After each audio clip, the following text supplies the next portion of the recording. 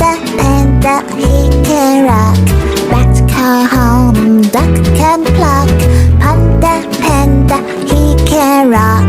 Panda's band rocks. Panda, he can rock.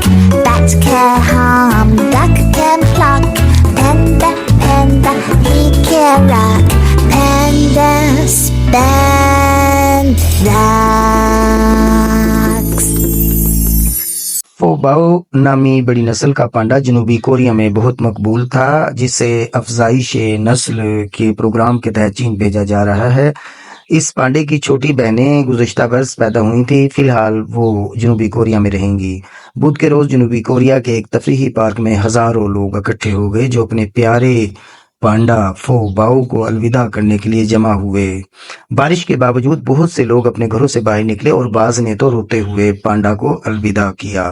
फोबाओ का मतलब है खुशी देने वाला खजाना, जिसे जनूबी कोरिया में बहुत ज्यादा शोहरत हासिल हुई और यूट्यूब पर उसकी वीडियोस को तकरीबन 500 मिलियन व्यूज मिल चुके हैं। जनूबी कोरिया में पैदा होने वाले इस पहले बड़े पांडा फोबाओ को एक आरामदेह गाड़ी में बिठाया गया। इस ट्रक को फोबाओ की तस्वीर और पैगाम के साथ सजाया गया, जिस पर लिखा था, ये एक मौजज़ा था कि हम आपसे मिले, शुक्रिया फोबाओ। इसे इंचन बैनुल-अक़वामी हवाई अड्डे से एक चार्टर्ड हवाई जहाज के जरिए चीन ले जाया गया। चीन में उसे सुबह सिचुआन के शिनपिंग के पांडा बेस में पहुंचाया जाएगा। ये पांडा सन 2020 में पैदा हुआ था और उसके बाद से ही सियोल के करीब एवरलैंड नामी तफरीही पार्क में अवामी तवज्जो का मरकज था। पार्क के अमले ने का कहना है कि तकरीबन 55 लाख अफराद यानी जनूबी कोरिया की आबादी का 10वां हिस्सा इसको देखने के लिए पार्क आया।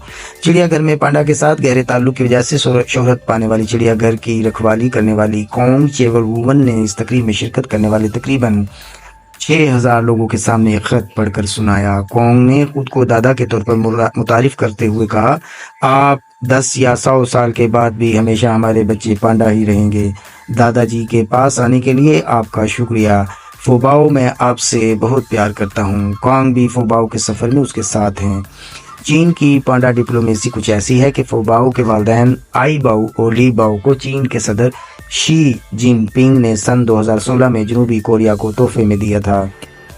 चीन खैर सगाली की इलामत के तौर पर गैर मुल्की चिड़ियाघरों में पांडाओं को भेजता है, ताहम उसकी एक शर्त होती है कि उनकी जो भी औलाद पैदा होगी उसे उनकी पैदाइश के चंद बरस बाद अफजाइश नस्ल के प्रोग्राम का हिस्सा बनने के लिए चीन भेजना होगा। मुआहदे के मुताबिक फोबाओ के वालिदैन सन 2031 तक जनूबी कोरिया में रह सकते हैं। उसकी बहनें रुई बाओ और हुई बाओ, जुड़वा बच्चे जो पिछले साल पैदा हुए थे, भी इस वक्त कोरिया में ही रहेंगे। ताहम 4 बरस के होने से पहले ही उन्हें चीन वापस बुला लिया जाएगा। इस नस्ल को मादूम होने से बचाने के लिए कई दहाइयों से तहफ़्फ़ुज़ की कोशिशें जारी हैं। पांडा की आबादी 1000 से भी कम हो गई थी, जो अब 1800 से ज़ायद हो गई है। उसमें जंगली और कैद में रहने वाले तमाम किस्म के पांडा शामिल हैं।